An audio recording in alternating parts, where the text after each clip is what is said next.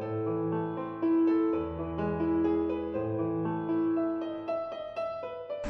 FlossTube, it is Sunday, June 24th. No, not June. July 24th. Wow, I just lost an entire month. That's okay. I have not been doing much stitching lately. I have been kind of swamped with homework. This one specific project has been kicking my butt. I had it almost complete after the first week, and then I basically didn't like it and scrapped it, and I've been working on it basically straight for the last week in all my spare time. So I have not been stitching hardly at all. But I did get some stitching done yesterday, which is why I'm doing this video today. Well, that and because the kiddo's out of the house. She's been in the house way too much lately, so I've been lacking the opportunity to do so. So I only worked on my, today's going to be kind of fast. Like I have so much more homework to do before school tomorrow, and I have laundry to do, and I have a lot of stuff to do. So this is going to be a pretty quick video. I'm just going to go through it. I have a whip update and a RAK. So that will be it. So I'll start with my whip update. This is the Ronald McDonald House stitch along. Oh, that looks really nice on screen, actually. Oh, that looks great. Yeah, so yesterday when I took it out, I think the last time I showed you it, I had finished the house completely. And now I have, yesterday I did all these words here, and I started the border here. The border was optional. I decided to add it because I think it gives a little bit more oomph to the piece. Makes the piece a little bit more, I don't know, finished in my eyes. But these are easy. These are pretty much, unfortunately I had to leave this big here, because if I would have left this one out and moved this one up here, which I was thinking about it, these would have been right up on under the lettering. And at the top, they've left quite a little bit. So I wanted it to be more centered, so I left it there. What I might end up doing here in the middle or something, I might replicate either this heart or a couple of these smaller hearts here, just to kind of fill in the blank space. But it's going to depend what it looks like when this comes across all the way and then up again. So I put it on this frame because my Q-snap, it was 11 by 11 Q-snap, it just, I'd have to keep moving it a lot, and I was having a lot of trouble just holding it with my hand, and I kind of missed the structure of my lap stand. So yeah, all I have left to do is the border all the way around. Whenever I get a chance to stitch again, which I don't know when that's going to be, I will probably just work on this one because I'm so close to finishing. All I need to do is the border all around, and all it is these stripes. These are like 4 by 8 stitches, and it just goes all the way around. So kind of like the stripes in the Ronald McDonald. See, it's even showing up black on here. The red. Yes, you can see that they're red. The stripes are definitely red. But wow, that's actually coming out really nice on there. Huh, I love it. This is again done on 28 Lugana, white Lugana. I included the name of the house it's going to. Them in the mall, Ronald McDonald, they're Quebec, and this is the name of their directors.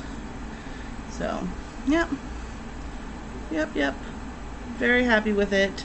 Stitched up really quickly. Definitely will have it done in time for this fall, is when the projected time to deliver it is. So that one is that. Then we have my RAK. So I am an active member of the cross stitch subreddit on Reddit. If you don't know what Reddit is, it's kind of like a giant forum, but not. It's hard to explain if you've never really looked at it or participated in it. It's basically, it's the front page of the internet. It is where everything gets posted. It's just basically a big bulletin board of stuff, and people comment on what people post. So it's like a big bulletin board / forum thing. And so you can make subreddits. So there's basically subreddits for everything.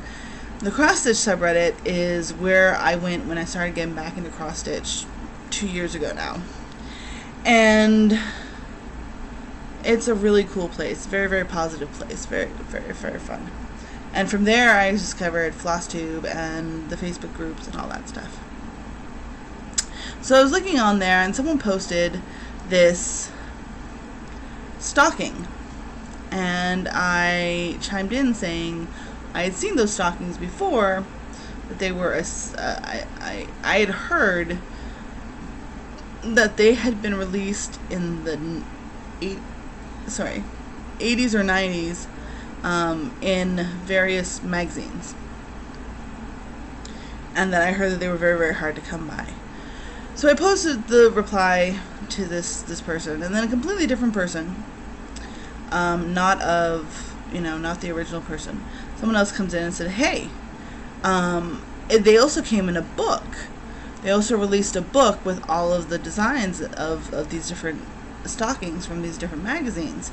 And I have it. Do you want it? And I was like, huh? Are you kidding? I've been eyeing these patterns since basically I got back into stitching.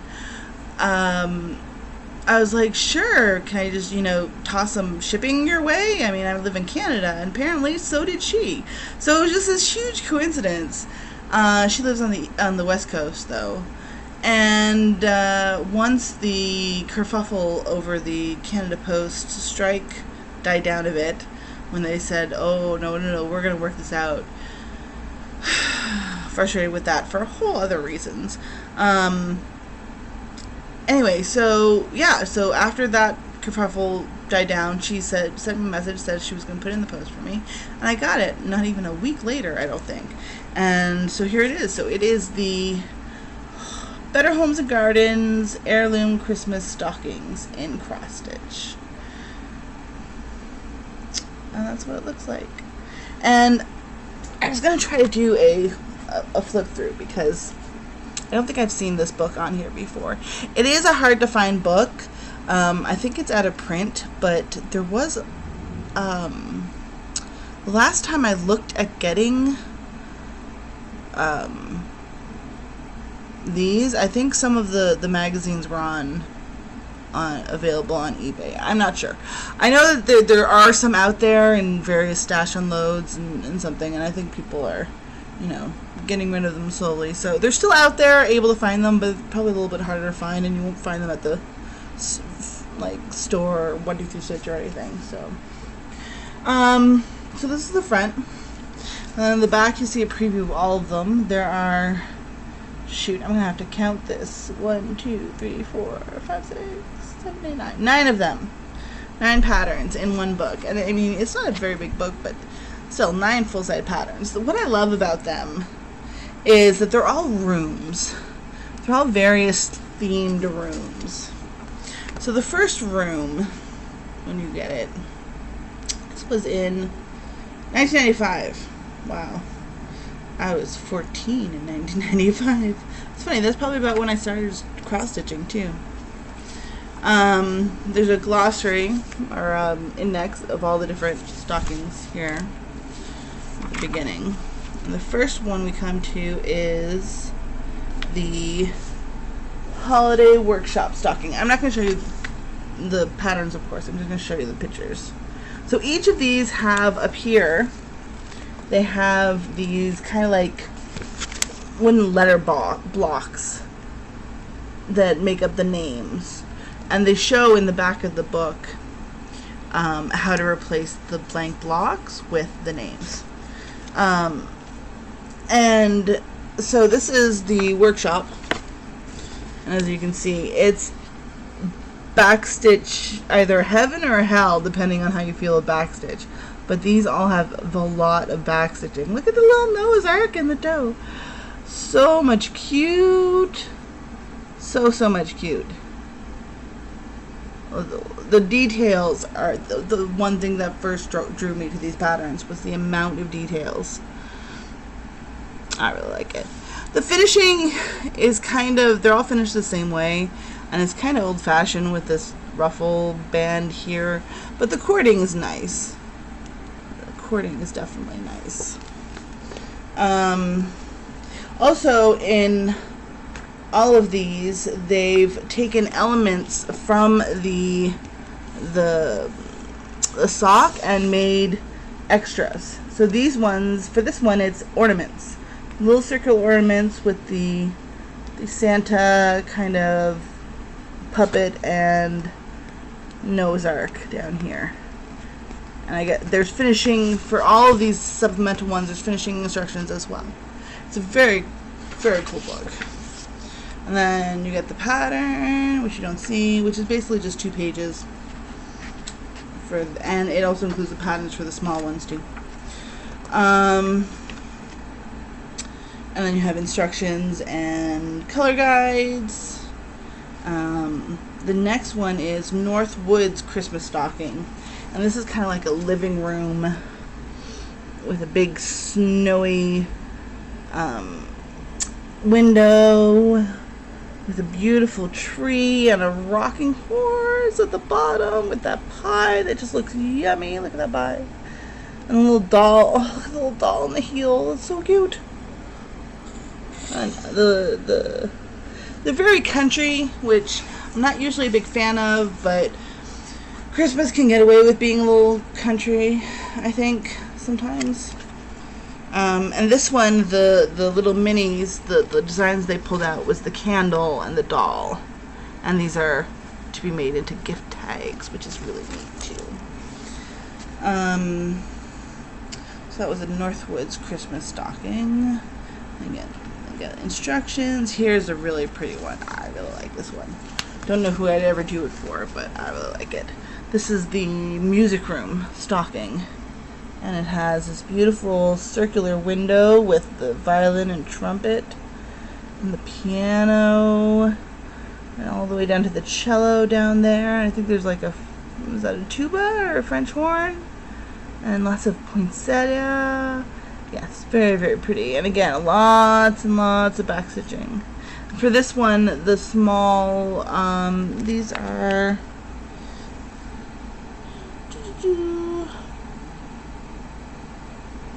These are buttons. Oh my gosh, they made buttons out of the little bluebird. And I guess this is just for like a handkerchief or something. Very pretty. Very pretty. Let me go into the pattern. And the next one, oh, I know who I'd make this for. Make this one for my mom, because she's the one who would do all the cooking. This is the Christmas holiday kitchen. The holiday kitchen. Look at all the details. A little angel at the top of the cupboard there. Stove. Look at those pies. Oh, cow at the bottom. Very pretty. And then these are more Christmas tags. Okay, with a little pie and a little coffee carafe. Very cool. And pattern instructions. Next one. This is just called Home for Christmas Stocking. And this one's a nice cozy by the fire with a wreath, a nice comfy chair, and a teddy bear. A little sailboat as well. Very cool. Very, very cool. And then these ones are ornaments that they made out of the teddy bear, and it looks like the candle. Hurricane lantern. Hurricane lantern with the flowers. Oh, that's pretty. Okay. That's the pattern. The next one is really kind of cool. Oh, okay. So this is the sugar and spice stocking. And this is the All Thing Little Girls. The dollhouse. And the little dolls up here and the little hanging decorations. The doll in the carriage. And the little tea party. I love the little tea party. Very cute. Very girly. And here, I don't know if you can see, but it looks like lace. Look at it. It definitely looks like lace on top of these stitches. It's crazy. It's a back stitching. If my daughter was even a little bit more feminine, I'd probably make her that. And this is a pin and a brooch. So there's an elegant floral brooch and a little stocking pin there, which is very cute. I could see doing a lot of these small motifs on paper and perforated paper and making like ornaments out of them. This one is the one I think everyone will appreciate. This is the Stitcher Studio stocking, which is the one I kind of want to make for myself. Even though I'm not a big sewer, I really only cross stitch. I like it. See, has a cross stitch stuff down there at the bottom with the little skeins and the scroll frame on the floor stand, and all the fabrics, and a little like rag doll up here, sewing machine. Again, back stitching on that sewing machine,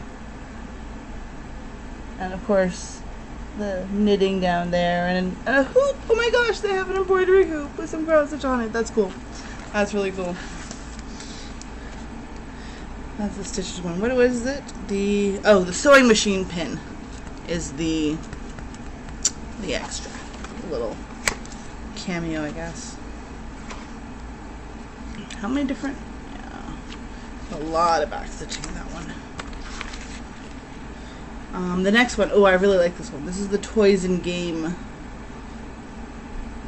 And it looks like just a toy room with a big shelf full of toys. All those toys. And all those toys are backstitched. I mean, can you see that? So many little, beautiful little details. And then I think these are tags again. Oh no, this is the gingerbread button and barrette. It's kind of cool. And it keeps going. This, I swear, this book is small, but it's packed full of wonderful stuff.